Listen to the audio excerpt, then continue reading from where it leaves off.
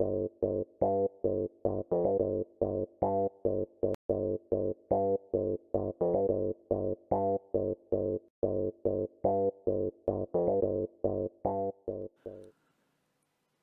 sujets du Royaume de France, chers amis chevaliers, bienvenue sur la chaîne de l'aventurier catholique. Alors aujourd'hui, je voudrais vous inciter à visiter quelques chaînes un peu plus théologiques et philosophiques que la mienne. Voilà. Je ne vais pas vous en dresser une liste, vous trouverez chacun chaussure à votre pied, hein. Vous aurez la chaîne du frère Jacques, la chaîne de l'abbé Salnave. Là, je voudrais vous parler de la chaîne Dame Marie de l'abbé Laffitte. Alors, vous pensez ce que vous voulez évidemment de l'abbé Laffitte. Vous allez me dire, oh, il est trop, c'est des vacantistes. Certains diront, oh, il n'est pas assez. D'autres diront, oui, il a eu des soucis d'ordre relationnel avec des femmes.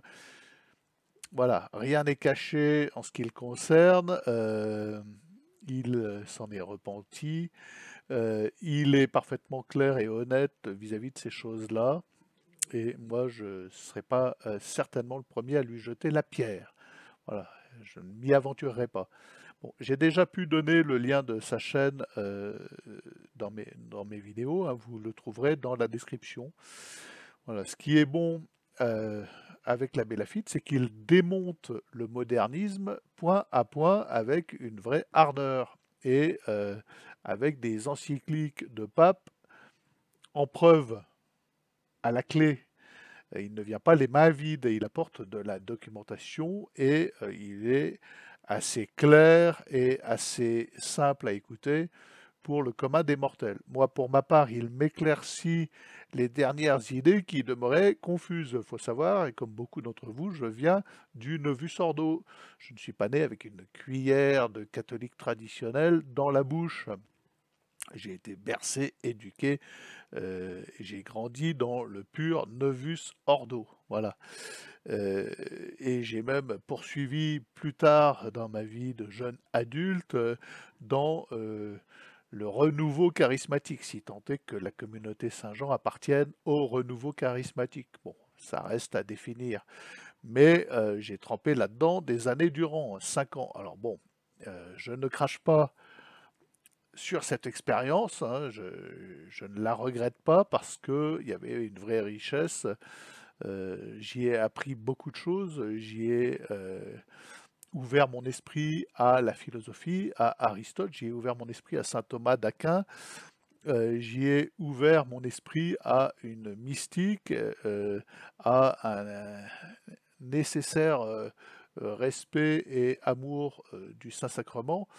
Bon, et tout n'est pas à jeter dans cette expérience, hein. Et loin de moi l'idée de vous dire je le regrette, je me suis fait avoir et tout. Bon, oui, je me suis fait avoir, mais moi, de l'intérieur, je l'ai déjà dit, je m'en suis déjà expliqué, je n'ai rien vu, rien. Bon, enfin, il y avait des trucs étranges qu'en analysant avec du recul, je comprends mieux maintenant, mais quand j'y étais, voilà, moi j'y suis allé pour faire de la philosophie, de la théologie et apprendre à prier.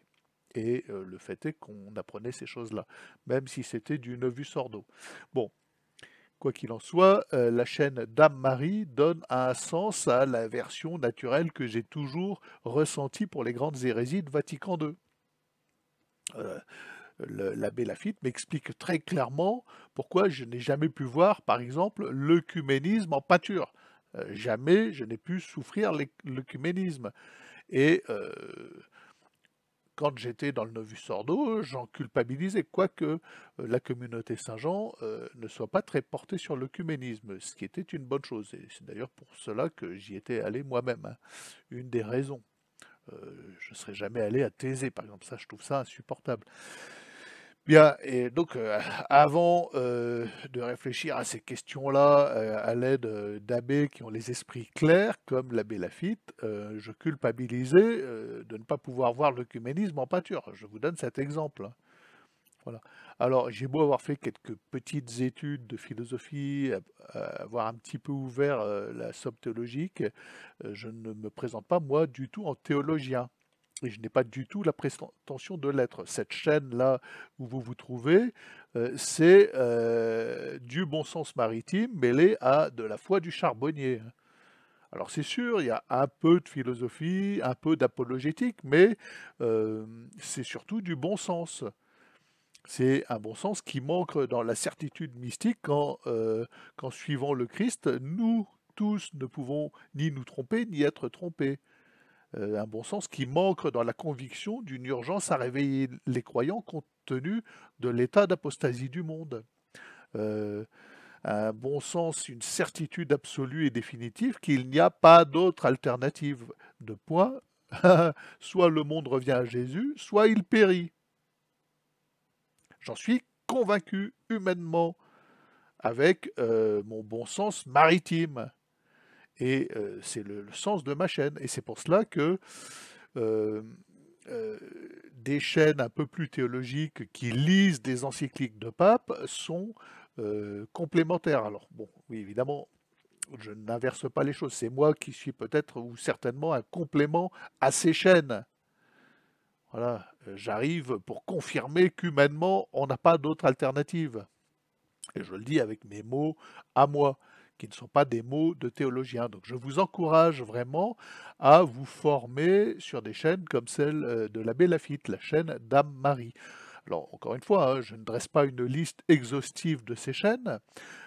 À vous de trouver chaussures à votre pied. Certains iront voir des chaînes plus dans le Novus Ordo, mais bon, pour le moment, pour l'heure, je n'ai pas été trompé ni trahi par l'abbé Laffitte, même si il a avoué ou il a reconnu, il le reconnaît lui-même, et il en rit comme saint Paul a pu en rire de sa bassesse, euh, voilà, avec des femmes. Et, bon, ça reste un homme, voilà.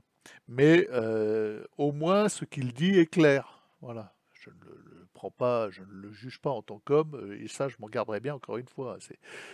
Je serai le dernier à lui jeter la pierre, parce que, bon, celui qui peut lui jeter la première pierre, qu'il lève le doigt, qu'il se fasse connaître en commentaire. Bon, voilà, vous trouverez peut-être votre bonheur dans les conférences de la Fraternité Saint-Pilice ou de l'abbé Salnave ou du Père Jacques de Saint-Joseph, ou tout réuni, pourquoi pas.